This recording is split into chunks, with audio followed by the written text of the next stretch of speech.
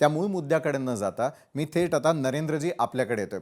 नरेंद्रजी, सगळ्यात महत्त्वाचं म्हणजे गेल्या कित्येक महिन्यांपासूनचं प्रिपरेशन सुरू होतं. सर्वच राजकीय पक्षांना थोडा कालावधी मिळाला की जास्तीत जास्त मतदारांपर्यंत पोहोचायचं आणि निवडणुकीचं मतदान आपल्याकडे कसं खेचायचं याची रस्सीखेच सगळ्याच राजकीय पक्षांमध्ये होती. सगळ्याच राजकीय पक्षांनी आपापली भूमिका स्पष्ट केलेली आहे. मात्र मला एक सांगा, मूळ लोकशाहीचा मुद्दा असतो की आपल्या स्वप्नातलं सरकार येणं, आपल्या स्वप्नातला नगरसेवक आपल्या इथल्या रस्ते, गटारी, मीटर, नाले या गोष्टींसाठी तो कारणीभूत ठरत असतो. मात्र यावेळची निवडणूक एका वेगळ्या लेवलला गेल्याचं पाहायला मिळालं.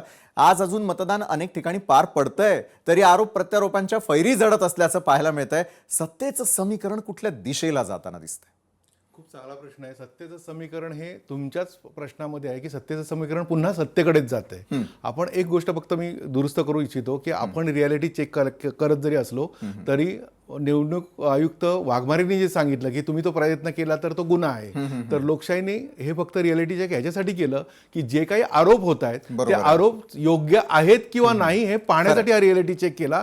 याच्यामध्ये आम्हाला कुठल्याही प्रकारचा क्राईम करायचा नव्हता. आम्हीही सजग नागरिक आहोत, आम्हीही लोकशाहीचे पाईक आहोत. तर त्या दृष्टीने आपण हा रियालिटी चेक केला. आता तुम्ही तुमच्या प्रश्नाकडे येतो की सत्तेचं राजकारण करताना म्हणजे आपल्या दोघांसोबत हे सत्तेचे सगळे सहकारी बसलेले आहेत ज्यांना प्रत्येकाला वाटतं की आपली सत्ता असायला पाहिजे.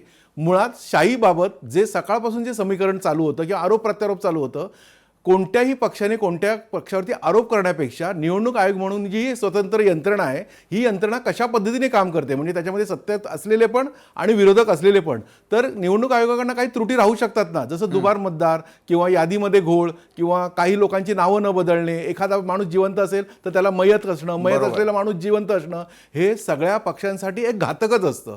प्रत्येक पक्ष त्याचा वेगवेगळ्या पद्धतीने आपापल्यापर्यंत जरी वापर करत असला तरी त्याच्यावरती म्हणजे निवडणूक आयोगावरती आरोप करणं म्हणजे सत्तेवरती आरोप नसतो तर तो त्या यंत्रणेवरती आरोप असतो. त्याच्यामधल्या असलेल्या त्रुटी, लोकशाही जर सक्षम असायला पाहिजे, प्रत्येकाला वाटतं आपली लोकशाही सक्षम असायला पाहिजे, भारत हा एकमेव देश आहे जो जगामध्ये लोकशाहीचा पाईक आहे, तर ती सक्षम असायला पाहिजे. तर ती सक्षम असताना जी यंत्रणा आहे लोकशाहीला जिवंत ठेवण्यासाठी काम करते म्हणजे निवडणूक आयोग, तर त्याच्यामध्ये असलेल्या त्रुटी, मानव म्हणून त्याच्यामध्ये त्रुटी असू शकतात, त्या त्रुटीवरती बोट ठेवल्यानंतर त्याच्यावरती कुठल्याही प्रकारचं एकतर राजकारण होण्याची गरज नव्हती.